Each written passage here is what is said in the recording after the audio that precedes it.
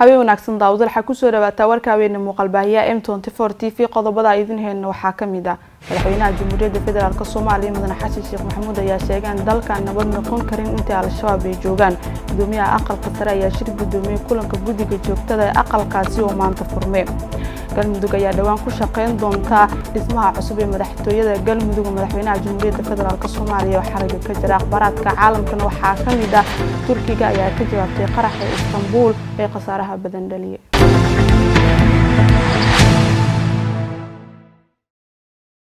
markale habeen wanaagsan daawadayaal kuwaasna waxay ahaayeen qaar kamid ah qodobada warkayga habeenimo ugu waaweyn iminkan ayagoo faahfaahsan aan ku bilaabay madaxweynaha Jamhuuriyadda Federaalka Soomaaliya Mudane Xasan Sheekh Maxamuud ayaa sheegay in dalka nabad noqon karin inta al-shabaab joogaan wariyayna Maxamed Cabdi Xasan ayaa warkan fiirinaya madaxweynaha dawladda Federaalka Soomaaliya Xasan Sheekh Maxamuud ayaa sheegay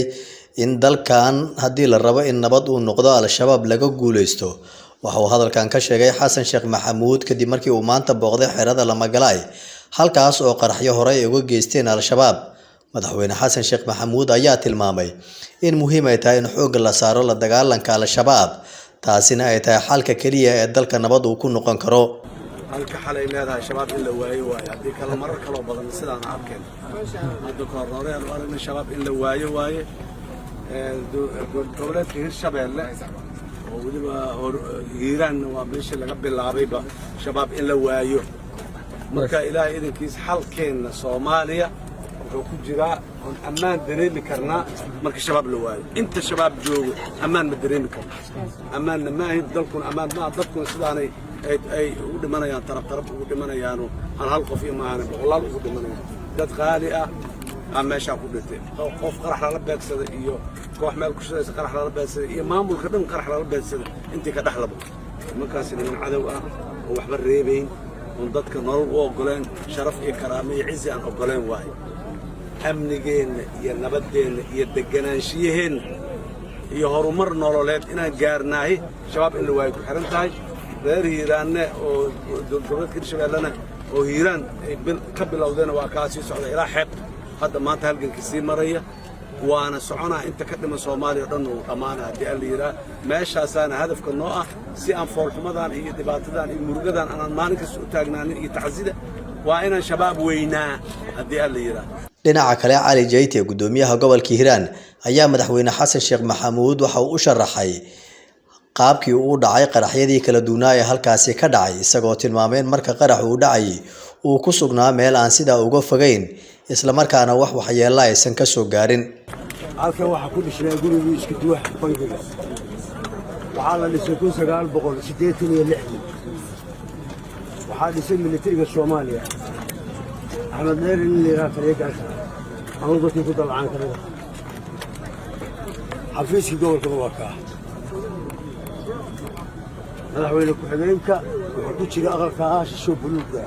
oo burtu ka taagan tahay anna meel yar oo xafiis waxa ka soo xigtay ka koobaad markuu dhacaan banaanka u soo baxay birta sukadeeda anoo taagan ayaa ka labaad dhacay waana ka gudkaa qotay bulsho siday wax u dhaceen horta guud ahaan sidaasay ahayd halkan xaruntii gobolka bangaariyada iyo boostadii oo la isku furay waxa ahayd xaruntii xafiiskii hore gobolka waa kana saasa oo waxay maanta wax dhaceen wadana madaxweyne ugu dambeyntii madaxweyne Xasan Sheekh Maxamuud ayaa bulshada ku nool gobolka Hiiraan uga mahadceliyay sida nafurnimada leh oo la dagaaleen al-shabaab isagoo tilmaamay in gobolka Hiiraan uu yahay halka laga bilaabay kacdoonka ka dhanka al-shabaab ee looga saarayo deegaanada ay maamulaan Maxamed Cabdi Xasan M24 Muqdisho gudoomiyaha aqalka sare ayaa shir gudoomiyay kulanka guddiga joogtada ee aqalkaasi oo maanta furmay wariyayna Cumar Buule ayaa warka inoo haya gudoomiyaha aqalka sare ee baarlamaanka Soomaaliya Mudane Cabdi Xaashi Cabdullaahi oo ay weheliyaan gudoomiye ku-xigeenka koowaad Mudane Cali Shacbaan Ibraahim iyo gudoomiye ku-xigeenka labaad Mudane Cabdullaahi Cali Xirsi ayaa maanta shir gudoomiyay kulanka guddiga joogtada ah ee aqalka sare ee baarlamaanka Soomaaliya kulankan oo ahaa kala fadhiga labaad kulankiisa koowaad ee guddiga joogtada aqalka sare ayaa ugu horeen gudoomiye Cabdi Xaashi wuxuu warbixin guddiga ka siiyay habraacyada muhiimka ah ee aanan wali marin habraaci sharciga ahaa iyo kulan miro dhal ahaa oo dalka Turkiga kula qaatay gudoomiyaha baarlamaanka Turkiga. Xubnaha guddiga iyo guddoonka isla falanqeeyay amniga guud ee dalka ayaa ugu dambeyn ansixiyay in Senator Saciid Cabdi Xuseen uu ka mid noqdo xubnaha guddiga dib u eegista iyo la socodka dastuurka ee uu hore u baneeyay Mudane Saalax Axmed Jaamac. Gudoomiyaha guddiga arrimaha bulshada ee aqalka sare ee baarlamaanka Soomaaliya Senator Cismaan Maxamuud Dufle ayaa ka hadlay qodobadii looga hadlay kulankii guddiga joogtada aqalka sare ee baarlamaanka ay maanta yeesheen. maanta waxaan ka soo qayb galnay aqalka sare kalfadhiga labaad kulanka koowaad ee guddiga joogtada ah oo maanta yani kulan iskugu nimid muxuu ahay to aqalka sare oo shir gudoominaya gudoomiyaha aqalka sare gobjoogna ahaayeen labada gudoomiye ku xigeen koowaad iyo labaad iyo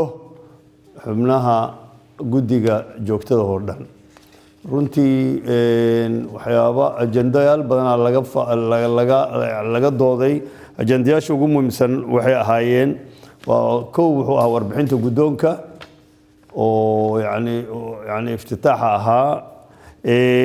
iyo qorshe howleedka muxuu ahay to kalfadhiga labaad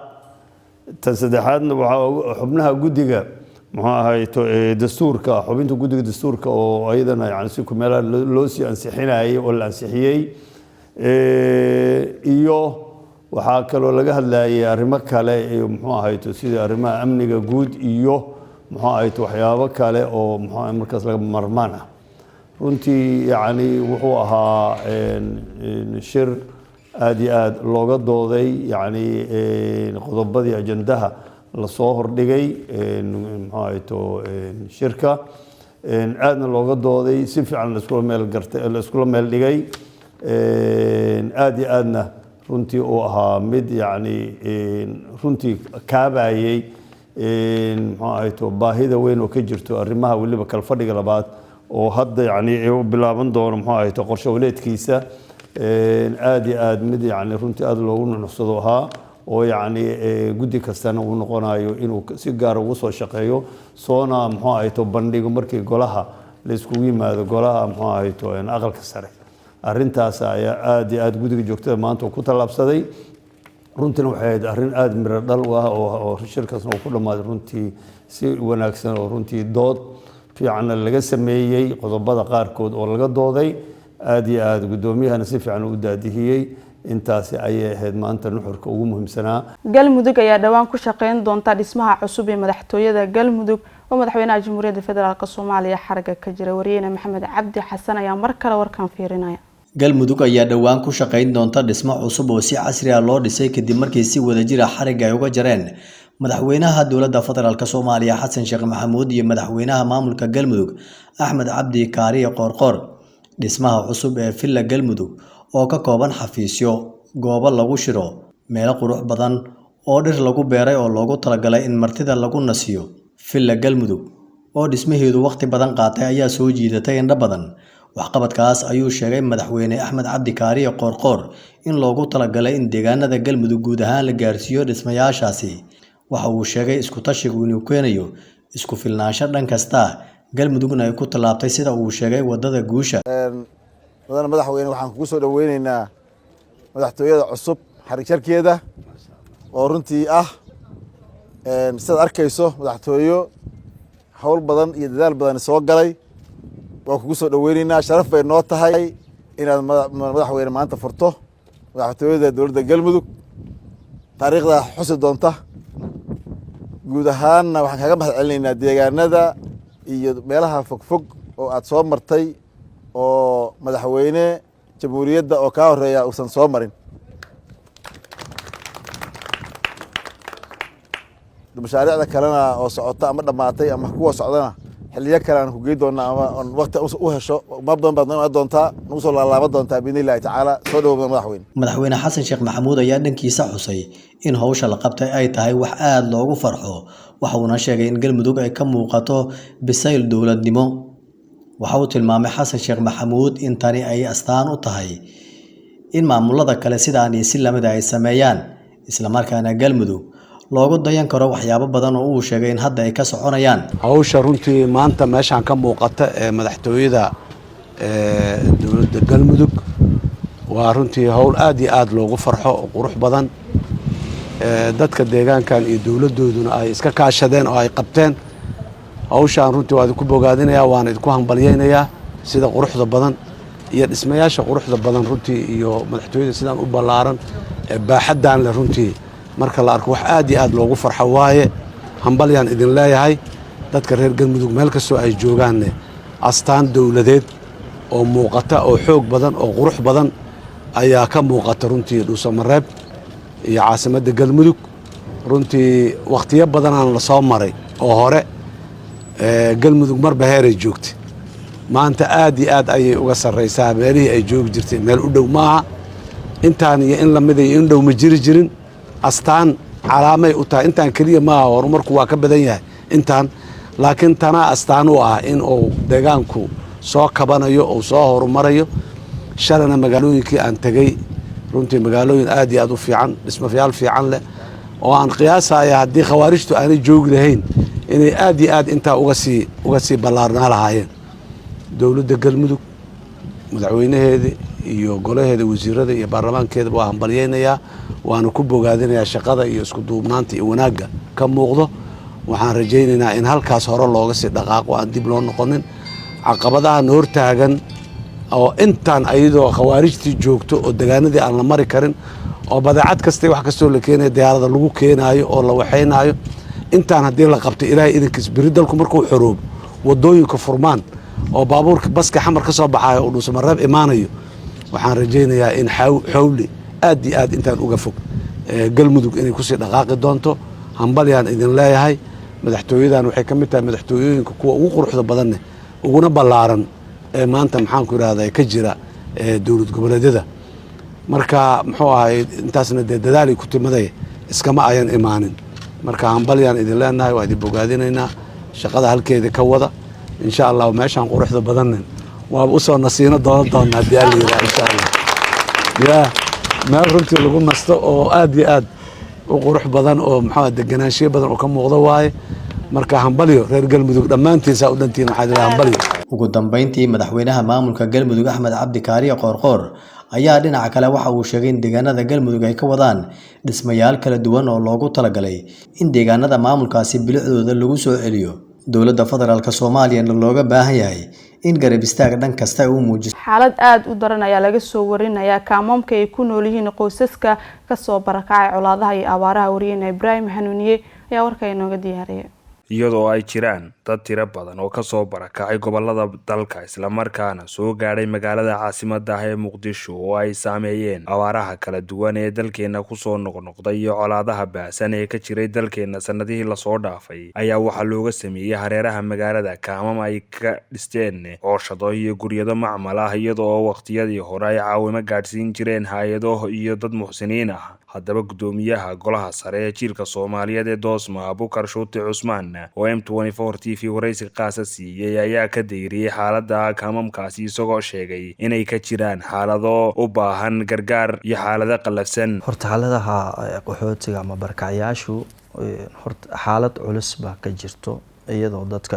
u kulantay dhowr caqabadood oo bulsho aysan ku noolaan karin oo kow tahay abaaro oo gobolada qaarkood abaaro ku habsatay iyo colaado ay jiraan oo dagaalo ka socdaan gobolada qaarkooda taasaa keentay hor dadka inay meeshooda ay kasoo barakacaan markay waxay cunaan oo cabaan ay waayeen ama dagaal ha sababo ama abaar ha sababto marka waxay soo degayaan dowladka magaalada Muqdisho iyo meelo kala duwan oo ay ku nool ilaa ay afgooye ay ku nool yihiin xiriyo ay markaasi ay ka doonayaan inay noloshooda aqal meel ay seexdaan inay ka helaan marka qofka markuu meeshan deegaan ahaan u soo dego wuxuu ku soo kordhigaya dad iyagoo baahan aanan intaas oo sanaysan wax helin isagana baahidii uu qayb ka noqonaya duruuf adag baa jirto marka kow waxbarasho ma haystaan caruurtooda iyagii hataa dugsi quraaniyo ma lahan goobahaas oo kale waxbarasho dhan ma ku jirto kow labo goob caafimaad uma dhowa oo MCH kuma yaalo oo daawooyin ma helaan oo wax xaalad caafimaad xuman way ka jirtaa oo dad waxa arkaysaa sariir la saaran duruufo aad u adag caafimaad ah oo markaa fiirisan la leeyahay weligiis isbitaal lama geyn sababtoo tahay wax hataa transport looma haayo marka dhowrkiisa sidaas oo kale aan soo aragnay way jiraan waxaa jiraya hooy markaas ku filan ay haystaan ma jiraan in yaro oo aan roob hadduu yimaado uusan kaa celinaynin bay intaasoo qoys ay wada degan yihiin. marka bacyahan yani roobka isaga celiya hataa ma haystaan qaarkooda. marka duruuf hooy la-aanna way jirtaa, meel ay ku seexdaan oo joodari waxaas ma lahan. iyadan duruufaha jiro oo waxyaalaha ugu horeeya indhaha qabanay ay ka mid tahay. musqulyo ma haystaan oo waxda kaama aan tagaynay kaamkoo dhan waxaa lalahay hal musqulaa ka dhexayso oo intaasoo kun ay degan tahay. marka musqulyo iyagana ma haystaan oo muddo dheera ugu dambeysay musqul loo sameeyay hay-adaha qaar u sameyn jiray baryahan dambe ma aysan helin. marka musqul la-aan iyadana way haysataa. marka dhowr caqabadooda oo yani nolosha ay la xiriirto baa haysata. dhibaato badanaa jirto. yani qoyskan waxaa laga yaabaa hooyo keligeeda inay socoto oo 8 caruur ay wadato, waxay cunto aysan haysanin. marka say noloshood u raadsadaan marka qaar dhaqid iyo meelahaas ay aadaan maamooyinka sidaas ay kasoo shaqeeyaan. marka duruuf bay la nool yihiin oo ay u baahan tahay in gargaar xoogan loo sameeyo. haddana markii gargaarada gaarayaan gargaar badan oo ku filan isagoo aysan gaaraynin, haddana caqabooyin waxaa haysato dalkeena waa ogtahay qofku wixii looga talgalay sidii la rabay uma uusan gaarayo. dhaxdo wax badana uga harayo oo ka mid yahay horjoogyaasha kaamkoo kale, degmadaas oo kale, maamulka ka dhisan oo kale, siyaabo kala duwan baa nusqaamo u jirayo oo gargaar dhameystiran ma helayo. marka duruuf badan baa jirto ay u baahan tahay in ummadda intii ay kari karto ama wax haysato inay u istaagaan oo ay arintaasi ay gargaar fiican uga sameeyaan. baryahan dambe aaday u badan tahay duruufahaasi iyadoo ay sababeyso abaaraha dalka ka jira iyo yani dagaalada socdaan. marka xaaladda guud waa intaas. inta duruuf la sheegi lahaa baa haysato oo anaga indhaheyna aan kusoo aragnay oo wax la sheegay keli aysan ahaynin, mid badan u dul tagnay oo marka ugu horeysa waxaan sameynaa guddoomiyaashan ka dhageysanaa warbixinta, kadib waxaan dhahnaa anaga doonaynaa inaan mid u dul tagno, aan soo wareysano, aan soo ogaano xaaladooda xogtooda dhameystiran. meelaha ay degan yihiin baan dhexgalnaa oo yani guryaasha ama meesha u dhisan baan dhexgalnaa, waa aragnaa xaaladda si guud. qofka duruufta ka muuqato waa dareemi kartaa oo beenka ma sheegayo, yani meeshuu ku jiifo waa fahmi kartaa, waa dareemi kartaa. marka culeys aad iyo aad u daran baa ka jiro xeryahaasi ay u baahan tahay in loo wada istaago. degmooyinka Kaxda iyo Daynile ayaa ah meelaha ugu badan oo dadka abaaraha iyo colaaduhu ay saameeyeen ay soo miciin bideen inay ku noolaadaan, balse taa beddelkeeda ma jirto wax iska bedelay noloshooda marka loo eego deegaanadii ay ka soo barakaceen. nolosha tan ugu liidata ayay xilligan waajahayaan, waana qoysas u baahan inay gurmad dhan kasta ah lala gaaro, mana jiro maamul degmo ama dowlad oo si dhab ah u caawiyay. waa Ibraahim Suleymaan Hanuuniye, M24 TV, magaalada Muqdisho. wiil 27 sano naafa ahaa ayaan helin daryeelku u baahnaa. wariyayna Cumar Buulo oo la kulmay ayaa warbixinta inooga diyaariyay. oo ku dhashtay masaakiinka meelaha soo fadhiya arkay. waa xanuun uu ku dhashay Maxamed Nuur oo ah wiil naafa ah muddo 27 sano. waxaa tawirtiisa ka qaataa oo asig garto oo Ilaahay loo yahay. ma hadli karo oo hadalka ayaa dhibaya. waxaa intaa u dheer in qoyskiisa uusan la nooleen oo uu yahay qof keligii ku nool meel kaam ah oo ku yaala duleedka magaalada Muqdisho. ma helin daryeelkii uu u baahnaa. wiilkan yar ee idin muuqanaya ayaa sidan gaaray ugu riixa wadooyinka caasimadda si uu u helo wax uu quuto maadaama uu waayo qof caawisa. walaalayaal walaalkiina oo masaakiin oo gaari saaran Maxamed Nuur Jaamac waxaa tawirtiina ku saacada gaari buu u baahan yahay hadeertan. walaalayaal hadda idinka waxaa tawirtiina hal sinta ahaato 2 sinta ahaato waxaa tawirtiina ku saacada masaakiinkaas. wuxuu jiraa 29 sano u jiraa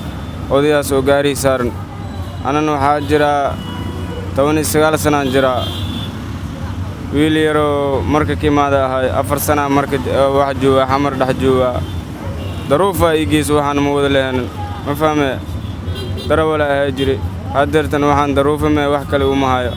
helida gaari uu ku socdo iyo in loo sameeyo hooy uu ku noolaado ayaa ah baahida uu xilligan qabo Maxamed Nuur, una baahan in wax laga qabto. qof kasta oo wax ka qaban kara baahidiisa ayuu ka codsaday in ay soo garab istaagaan isla markaana ay ku caawiyaan waxa ay awoodaan. ku dhashtay masaakiinka meelaha soo fadhiya arkay. Ilaahay uu soo dirabo anana waa saacada macnaa xoogiya ku saacideeya. waxaa tawirtiisa ka qaataa oo asiga ii garto oo ilaahay loo yahay dad ma bulahabo kaliisa hal buush degan miskiin waa waxa ka keenaa kis control ka soo waday aan isku aragnay ana asiga asoo dhabeesan riix soo idhaay oo gaari laana soo as anana waa soo reex mar guriis markaa keen aadama qof kalme wada wiir lacag me waxa rabtaan aan ku siinaa wiir saasa ku wada ninkaas gaari laan waa saasa gaari laana oo sinina maanato gaari ana la samaanad saasa oo sinina gaari in la sameeyo rabnaa haduu ilaahay iraado Umar Buul M24 TV magaalada Muqdisho weli waxaa daawanaysaa warka habeen aad kala socoto shaashada muuqaalbaahiyaha M24 TV imika daar isla eegno akhbaraadka caalamka Turkiga ayaa ka jawaabtay qaraxii Istanbul ee khasaaraha badan dhaliyay ciidamada cirka ee dalka Turkiga ayaa howlgalay ay ka fuliyeen waqooyiga dalka Syria waxa ay ugu jawaabeen weerar bombaana ah ee toddobaadkan ka hor ka dhacay magaalada Istanbul ee dalka Turkiga xogaga Kurdiyiinta ee ku sugan Suuriya ayaa sheegaya in la duqeeyay magaalada Kobane iyo sidoo kale laba tuulo ay dadku u badan yihiin qaraxii axadii ee la soo dhaafay ka dhacay magaalada Istanbul ee dalka Turkiga ee waxa ku dhintay dad gaaraya 6 qof tiro inta ka badanna waa ku dhaawacmeen